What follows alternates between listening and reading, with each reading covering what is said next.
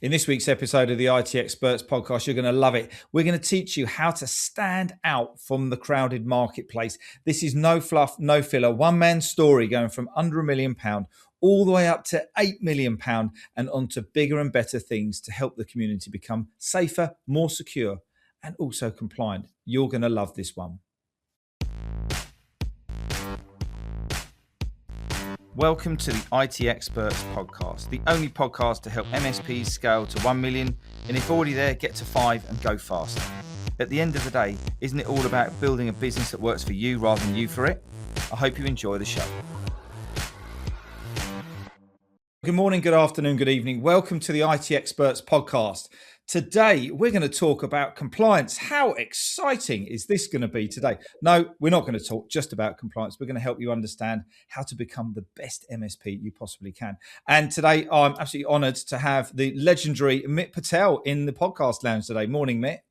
Morning, Ian. Thanks for having me on today. Really looking forward to our conversation and working out what we're going to talk about along the way. But I'm sure, like you said, it's going to be an exciting episode, and we'll try and give loads of value to the listeners along the way. Absolutely, we will do. And we've got a script. It's a very small script. It's about 3 words, and we're just going to go in for it. So, Mick, we recently connected a couple of weeks ago and had an amazing conversation about how to help MSPs, kind of what you're up to now. Before we get stuck into the meat and the bones of today's episode, if people have been living under a small rock and don't know who you are you, what do you do, who do you help? So my name's Mit Patel. I've been in the MSP space for almost 25 years. I ran an MSP called Netstar for 19 and a half years. I had about 60 plus people in it.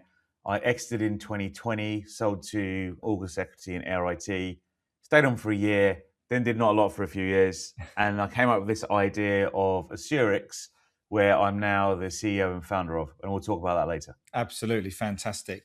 But one of the things that we want to talk about today is, we're hearing about this regulation. We're hearing about MSPs struggle to stand out from the crowd, race to the bottom with their prices, and really, how do they become the best MSPs they possibly can be? Now, luckily, the MSPs who are in a lot of those fields are not listening to this podcast, so they don't want to better themselves. But you and I are here to help MSPs and to help people become better versions of themselves.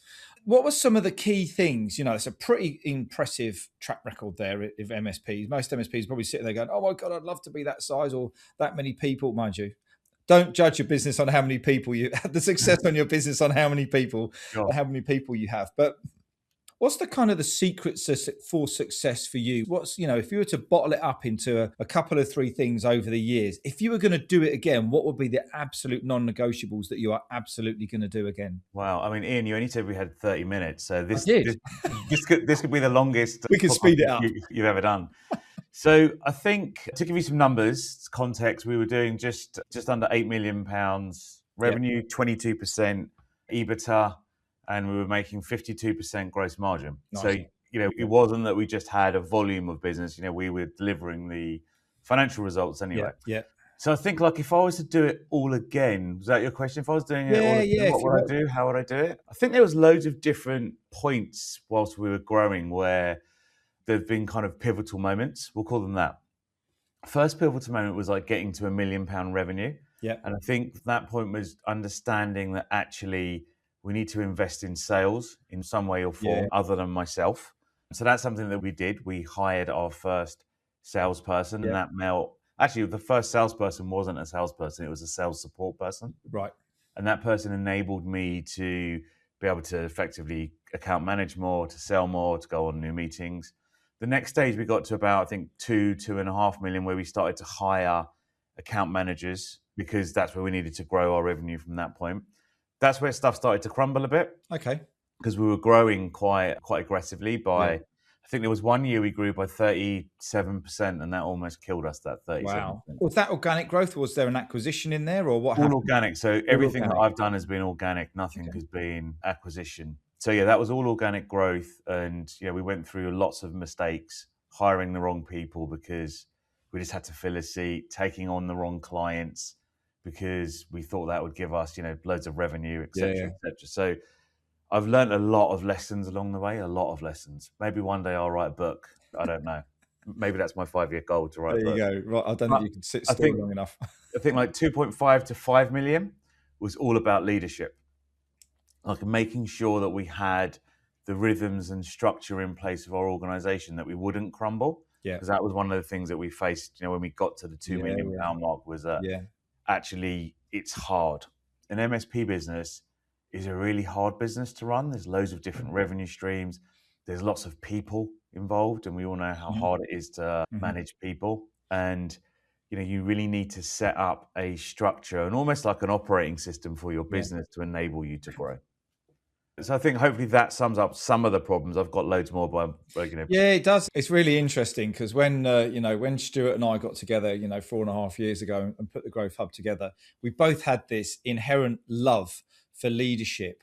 When I originally left corporate in 2017, I was going to go and sell this leadership thing. But the problem is that people don't buy leadership. It's kind of like, you sell them what they want and give them what they need.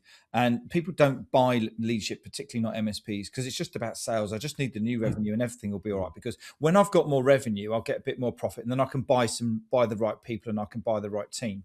And we hear this as we see people oscillating between, the 750, 1.2 million, and they're just kind of like, they either can't get through the barrier profitably. Okay, turnover is one thing, but it's about the profit, right? And then all of a sudden it dawns on them early, late six figures, early seven figures, that I can't do this on my own.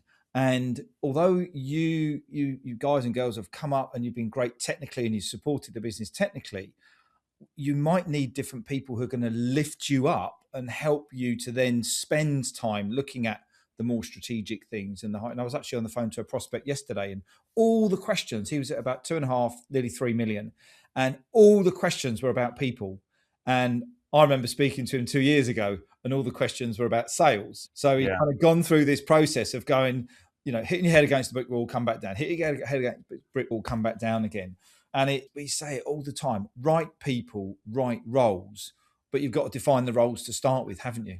Yeah, and I think I was on the call with MSP yesterday, and I love hearing about MSP problems because in my head, I've kind of been there, but I should be able to help this person in some Yeah, way or yeah, other. yeah, And they were going through people problems, which seems to be the number one thing. yeah, And I was trying to think of like, how can I explain this to somebody in a way that they understand? Now, I didn't really nail the explaining, but I'll go through what it was. And what I saw in this particular business was they had people in their company that weren't performing yeah, to where they should be performing. yeah, They were just tolerating that. yeah, And I was like, why are you tolerating this? Like, this would drive me mad. Like, that yeah, person's only like 50% of what they should be.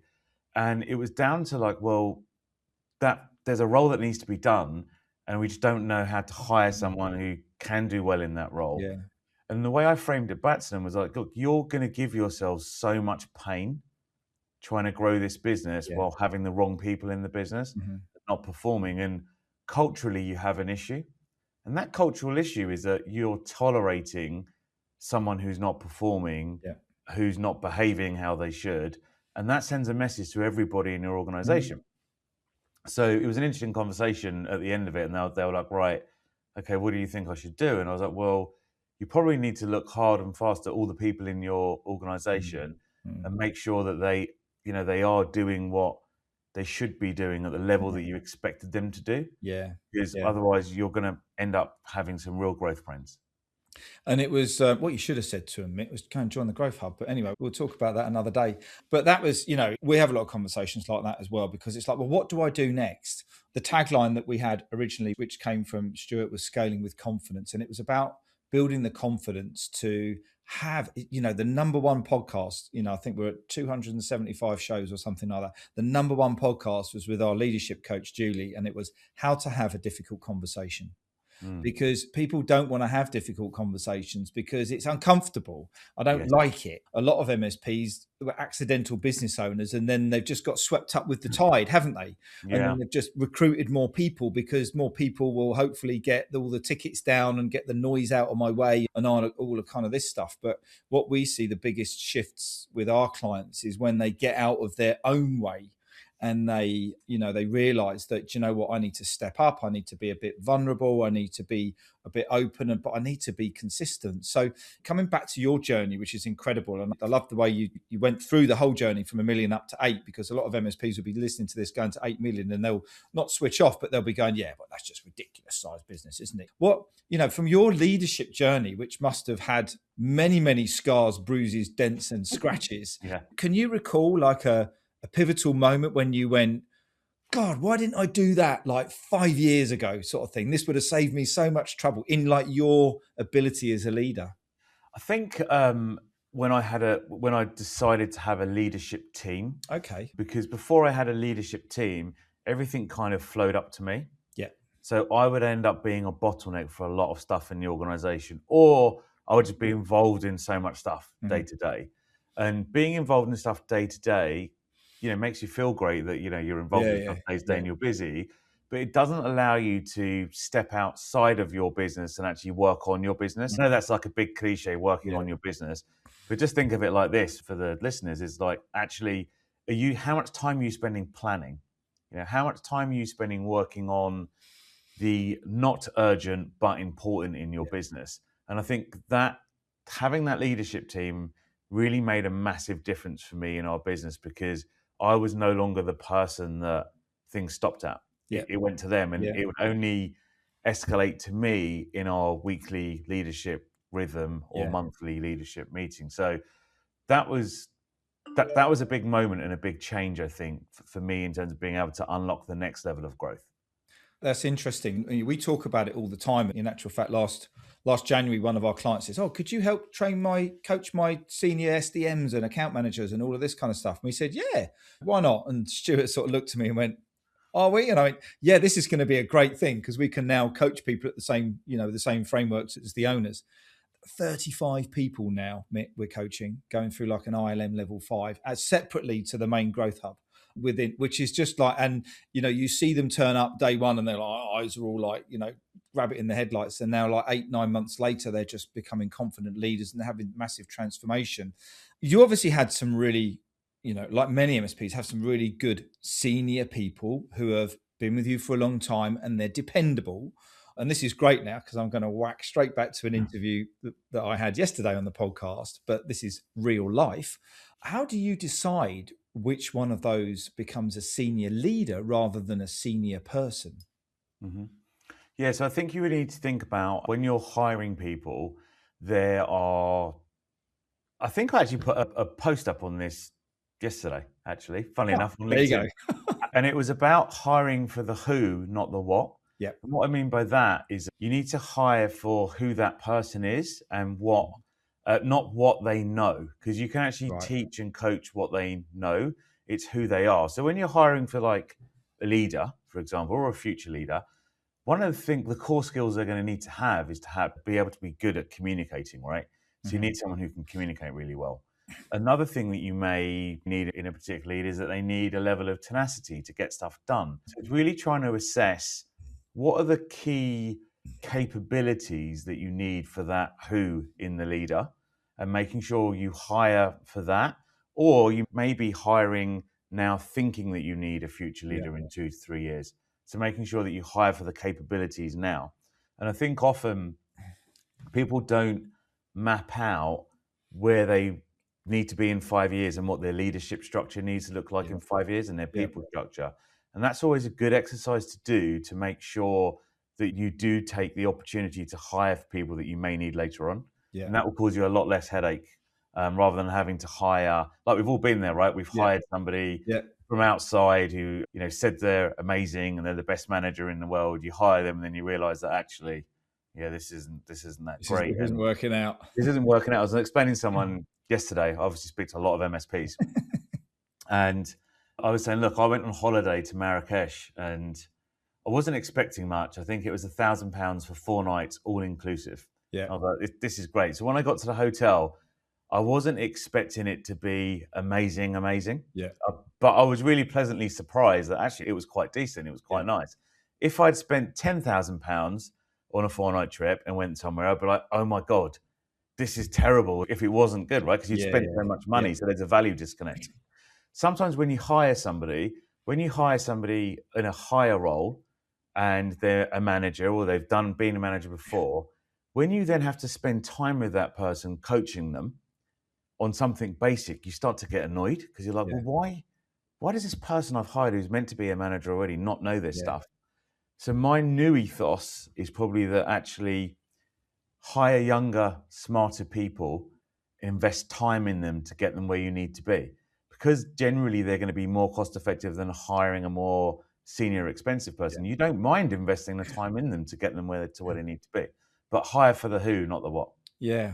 And that's a great key point, because what a lot of MSPs do is that as the team have grown with you and they develop kind of like with you, you get to some MSPs get to a point where they haven't mapped out that growth strategy and the right, we say right people in the right roles, but it starts with the role.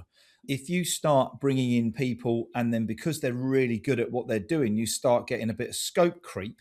If you're not careful, you could end up with an account manager who's a little bit technical and a little bit something else. And then they might leave. And then you go, well, what do I recruit now? Who do I need to recruit now? Do I need to get 3 people? Or is it just one person that kind of does that role? Which is why it's so critical that those roles are defined in that structure, as you kind of said, which is extremely boring thing to do. It's actually a really simple thing to do as well, Yeah. but work around that structure, yeah? I mean, most things are the most simple things to do. Yeah, And I think that the challenges in anyone's journey as a business person or as an individual, you sometimes have to hear the same thing like 6 or 7 times. Definitely in my case, I've heard the same thing 7 times, and then it's been like, oh, light bulb, maybe I should do that. And you move that forward. Hey, Stuart here. Got a quick message for everyone that's listening. If you've decided that you want to grow your MSP, but you're not sure what support you need, then you must check out our Ultimate MSP Growth Guide. It's designed to help you compare all of the support that's out there in the channel for you and help you shortcut your decision making so you get the right support to help you get the right results to grow your MSP. But alternatively, if you'd like to come and see us in action, then why not come to one of our events? Simply click on the link in the show notes and we'll see you very soon. Now back to the show. Cheers, Stuart. Now look, you went from 1 million all the way up to 8. Okay, that wasn't an accident. Standing out, obviously through referrals and through the sales and, the clients clearly valued what you were doing. Where do you see MSPs going wrong at the minute, in this year with regards to trying to stand out from the crowd? You've got all this AI stuff. We've got, the back end of the security. Let's scare everybody with security because that's going to work. We've got we haven't got the pandemic anymore, but kind of that made this shift into the technical expert sort of thing. But where do you think people are hunting in the wrong forest sort of thing for clients? I think people really need, the ideal world, everyone would verticalize and say, I'm going to go for just this one industry, and you would know it inside out. I know that's really scary for a lot of MSPs. So they're not going to do that. So we won't talk about that. I think the biggest challenge, one of the reasons why I even founded Assyrics in the first place, is that there isn't really a huge amount of differentiation in the marketplace. And that's because of a couple of reasons. The first thing is that most SMEs, like your customers or SMBs, don't really understand about technology, don't really understand about all the in-depth EDR, MDR, all the rest of that stuff. It just goes over their head. And what tends to happen is when you're going in and talking to a brand new prospect, for example, everybody sounds the same. So everyone's saying, I do IT support, I do your security, I do this, I do that. Whichever vendor sold you a tool, I do this, etc., right? For the person on the opposite side of that table, they don't know. They don't even understand what you're talking about half the time. And you eventually end up with this situation of defaulting to price, which I'm seeing a lot of MSPs encounter, where these SMEs are just choosing the lowest cost providers and they're not really understanding, the difference. Part of the challenge is there isn't actually a difference that they can prove to that end customer by actually saying, actually, we are doing all these things properly. And they are all getting audited by someone else properly all the time. So there's a huge issue around differentiation at the moment. Challenge 2, I think this is one of my biggest worry, I'd probably say. Like the first thing is, how do we get new clients? How do we prove that we're actually doing what we say we're doing and we're better than Dave down the road? Hopefully I don't. Dave's are really good MSPs as well. Dave's are the best MSPs. Dave's are the best MSPs, but they're charging like £10 a month or something. And then the customer's like, Dave's charging £10 a month. Why are you charging £60 a month? It doesn't make sense. I'm going to go with Dave, right? Second thing, I think AI, the magic 2-letter word that everybody loves talking about, is moving so fast at the moment. If you're an MSP and you can actually do something with AI that makes a difference for your client, you've got a huge differentiation point than anybody else, right? So if you can actually say, I can build this agent or do this or do that or whatever it may be, you can add real value really quickly. So I think that the key to your question is just around differentiation. Like people need to do things differently. When I had an MSP, we did all sorts. We had dashboards that we'd log into with people. We'd show cameras of our office if they didn't want to come to it to see who they were. But those are all old school tactics from 2019. Everyone's got that now. Old school 2019. God, yeah, old school. That's a really key point. And the whole AI thing, you just see it now at the events you go to, and everyone's trying to sell some AI thing. And we just boil it down to, if you want to be successful, fix people's business problems with IT, with your technology.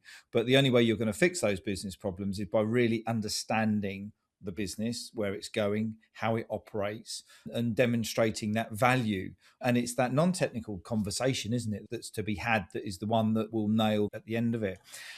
Let's change tactic a little bit, because we're talking about differentiation and all of that kind of great stuff. And there's this, I don't know whether it's a cloud or not, because I think for most MSPs in the space sub 5 million, I'm not sure. I don't think anybody really knows about this whole regulation thing. The government suddenly realized that these, hot topic for a cyber attack. They've got a lot of data, which is very important, and all of that kind of great stuff. But in terms of, that differentiator, you go to get a builder, he wants a standard. I want to go and buy this. It'll have a British standard, or it'll have an ISO, or it'll have something like that, and this is the Assurix conversation. But where was the light bulb moment when you sort of like thought, hang on a minute, this is regulations coming in some way, shape, or form, and I believe there's already a form of it in Scotland right now. And you'll either get on the bus or you'll get off the bus. And I think if you don't get on the bus, you'll either get swallowed up, or you're just going to, business is just going to die. Are MSPs taking this seriously? Do you hear much chatter about this whole compliance? Demonstrating that you can actually operate all of your security systems properly to keep them safe? Where did this all kind of like bubble up from for you? So I think for me, there were kind of 4 core reasons. One, having seen that there are some MSPs out there that still aren't doing the basics, like having decent passwords for their clients' devices. Like honestly, the basics, not doing the basics. And I was shocked by that, thinking, how can an MSP not even doing the basics compete with an MSP that's doing everything properly? The second thing was really, I had this situation with ISO 27001 where someone who used to work for me said, can you help me grow past 1 million? I should have sent them to you, actually, to be honest. I could have saved myself 2 hours. I'll let you off. And it basically, we went through lots of stuff. And then one of the things we were looking at his website, and he had ISO 27001, which I did at Netstar, which cost like 26 grand and 180 hours worth of work or something like that. And he told me he paid £500 to some guy in India to do all his documentation, and then got accreditation over here by paying someone to certificate him. So I was like, well, that doesn't really mean a lot anymore. No. And then the third thing was this kind of cyber resilience bill, where the government are going to try and do something, which we'll come back to in a second. And then the fourth thing I don't really talk, or haven't really spoken to anyone about, so this is an exclusive for you, is I've got a friend called Bob. Bob and Dave. Bob and Dave. His name's actually Robert, but I call him Bob. And he owns a company, and he was telling me about his IT support company. And obviously I'm not in the game anymore. And he was like, look, I was like, what do they do for you? And he was like, well, they do my IT, and actually more importantly, they look after my security stuff. And I was like, oh, great. And I asked him, I was like, do you know there's no like regulation or anything in our industry, in MSP industry? He was like, no. And I was like, well, you've got a solicitor, they have qualifications. You have an accountant, they have qualifications. Because I didn't know that. And I was like, well, how do you actually know that your IT company's doing what they say they're doing? And he was like, I don't know. And the next thing, I normally like to, wind Bob up. So I thought, let me go another layer deep. And I was like, well, what? You've got this situation, you've just said you don't know what they're doing, right? And he's like, yeah. I was like, do you know how most breaches and security incidents happen? He's like, no, I haven't got a clue. I'm in property, I haven't got a clue. And I was like, well, actually, how they happen is by someone not doing their job in the first place. And that someone not doing their job could be your IT provider. And he was like, what do I do? And I was like, well, actually, I've got an idea. Funny you should say that. Yeah, funny you should say that. So I think There are four things there. Like with the regulation stuff, there's a lot of scaremongering going on, right? Yeah. Like what we're trying to do as Sherix, we're not about scaremongering. We're about the MSP community. We're not saying to people, hey, you need to do this right now because the regulation is going to come in next week. It's not, right? It's going to target the largest MSPs, like 1,000, probably 1,000 is what they've said it's going to target. It's probably not going to impact MSPs, definitely not below 50 employees. That may even be like 75 or 100 employees by the time they work it out. Yeah. But one of the challenges we have is that a lot of MSPs look after clients that are deemed to be in the critical national infrastructure. Yeah. So if you have a client that's in the critical national infrastructure, and we've done some data collecting because we're working with the NCSC around their weekly threat intelligence, I think it's like 36% or something like that was the latest count of MSPs that are working with these critical national infrastructure type clients. They're going to get dragged into this compliance because if they want to keep that client. Right. And then the choice is like, do you want to keep that client or do you want to let someone else deal with that client? Because do you want to actually make yourself up to a standard if you're not already there? And most good MSPs are probably already at the standard. Okay. But they've got no way to actually prove that all the time. Yeah. And this is where stage door left opens up. Stage doors left open up. And I think what we've tried to do is think of, when we were thinking of this business model, is like, how can we incentivize MSPs to actually raise the bar in our industry? Like, how can we incentivize? And actually, the biggest incentivization is around the differentiation piece. So what an MSP has when they have the Assurix trust mark is that they have continuous assurance that they are secure based on the cyber assessment framework, which is what the government eventually is going to try and get in place, and that they're operationally mature based on our operational maturity framework, which basically means that you're going to give a good outcome to an SME. Yeah. So, you do patch all their machines, you do deliver on your SLA. And what we actually do is we integrate within all the tools that an MSP uses, like a PSA, RMM, all the other security platforms they use, to prove it live every day. Wow.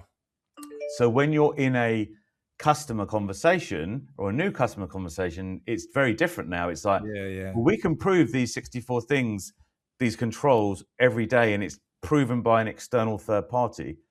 Well, if you're up against someone that can't prove it, you're not going to win. No. Exactly. Like, there's no way you'll win. And ultimately, it doesn't matter what that other person is charging. If they're charging £10 and you're charging £60, you're still going to win because you can actually provide proof. And back to the story about my friend Bob, he gets it. Like, it's clear for him. He's like, oh yeah, that makes complete sense. Like, why is it not like that? So I think the first key thing we're trying to do is to make sure that the good MSPs win. And that's one thing we're doing, differentiation. Yeah. The second thing is we're getting people ahead of the compliance when they do need to become compliant. And the third thing is that we're kind of providing a level of peace of mind for the MSP business owner, because sometimes you just don't know if you're doing the things that you should be. Because it could be an engineer, a level 1 engineer that's responsible for all your patching. Yeah. Now, you might not know if all your clients are getting patched to an adequate level, or if you've got MFA turned on everywhere, or if you're actually delivering the SLAs that you know that you're meant to be doing, because sometimes these numbers can, fudged somehow, right? And then you don't end up knowing. And that's a bit of a problem. So we've tried to think, like, how can we give MSPs the most amount of benefit for getting the trust mark? And one of the things we've done is we've got partnerships with the insurers like Beazley's, Hiscox, CFC, to basically give them a discount on their cyber insurance and professional indemnity insurance, because they actually recognize that if an MSP has our trust mark and is doing all the things on our framework, they're going to be a lower risk and therefore should be a lower premium. And you don't get that for having ISO 27001, for example, with your insurer. No, because that's just the tick in the box, isn't it? And I think that, whenever, we're not technical, but, whenever you hear there's been a breach and then there's chatter in the channel or what's kind of going on, it's always been the human. It's been the human who's not patched something, or someone who has opened up an email or clicked on something. And when you look at it, you go, they had training on how to identify these things and stuff like that. And it's just so important. And I think what you're doing, I think, is absolutely brilliant, because it's giving that MSP that peace of mind, but also it's opening up a very different credibility conversation, isn't it? When they are, in that sales conversation about, well, has everybody else got this trust mark, and get some IT support, but you want to get the right IT support where we've got it all planned in. So that's really interesting. What's the future? What's the vision for Assurix? Where do you want this to go? So it's been quite fun, really, so far. I mean, I'm in a complete startup world, which is very different to how I've been used to operating a very mature business. A lot of things apply, like in that very mature business, to where I am now. Yeah. So making sure that we have the right culture in our organization to make sure we can achieve what we want to. Our kind of mission, like I said, is to help MSPs win, to raise the bar in our industry, and to really fix the cybersecurity chain issue that we see. Because I think you touched on this, one MSP on average has 70 clients. Yeah. If an MSP goes down, that's a big problem. For those 70 clients potentially. And the last thing is, we want to really give SMEs a clear way to know that an MSP is good or not. So that's our top level. Yeah. Where we want to get to this year is we've got a cohort running at the moment until June, where we're looking to put 100 MSPs through the Assurix platform. We've got 84 people signed up at the moment. So maybe I'm not sure when it's getting released, but it might be full by then. And then we're going to release our second cohort in the second half of the year. We'll start to add more. So ultimately, we want to get to about 1,500 MSPs in 5 years. Yeah. There's people say there's 13,000 MSPs in the UK. There's probably not. There's 6,000, 3-4 employees plus MSPs in the UK. Yeah. So we want to get to 1,500. And we think if we get to 1,500, we'll get to enough of a mass to make enough of a difference. That'd be massive. That'd be amazing. Well, I absolutely love that. And I know this is our first podcast, Mitt, and we're talking in a few weeks at the MSP show as well. But we wish you all the very success with that. Any final thoughts for MSPs who are kind of embarking on the journey or kind of struggling a little bit as they've come out into the new year? I think what I would suggest all MSPs do is invest in marketing. What are the things that you can actually do to grow your business? And just think about the return you'll get long-term by investing now. And I think a lot of people are scared of, obviously you've got to have profit to do this, but are scared of investing their profits back in their company. Getting the time, and with marketing, just trust the process. It will happen, but they just get they don't get the returns quicker than they need to. But, this is from someone who's gone from 1 million to 8 million. Yeah. Listen. And I think one last thing I'm going to add, I know you said only one thing. That's all right. Is invest in yourself. Spend time educating and learning yourself. That's the quickest way you're going to grow as a person to enable your business to grow. Amazing. Mate, as you said, we could go on for hours, and I'm sure we will do in the future. But thanks very much for your time today. Massive golden nuggets there for all the listeners. And look forward to catching up with you soon and watching the journey. So you take care now. Great. Thanks, Ian. Thanks for having me. Take care. Bye. In next week's episode of the IT Experts podcast, we've got a leadership power panel. We have got Zoe Chatley from the Channel Recruiter. We've got Julie Hutchinson from the MSP Growth. We've got Philip Morgan from Pax8, where we're going to be giving you a sneak preview into our hybrid keynote panel discussion at the MSP show on the 14th of May at 11 o'clock. You do not want to miss this. The golden nuggets that were flying around in the podcast lounge recording this were incredible. So I look forward to seeing you next week. Hang on a minute, just before you go. And if you're curious about how this episode links with the ability to scale your MSP to 1 million, or if you're already there, accelerate to 5, then we want to invite you to come and take the MSP Mastery Quiz. And in just 3 minutes, you're going to get a 360-degree scan of your business where you can identify the 1 or 2 tactics that can help you find more time, engage and align your people, and help generate more leads in your MSP. It's really simple. Just click on the link in the show notes. And if you have enjoyed this episode, we'd love to get some feedback from you by means of a rating, review on Spotify or iTunes or your podcast platform of choice. We really appreciate every single one of them. Now you can go and enjoy the rest of your day, and we look forward to catching up and connecting with you soon. All the best now.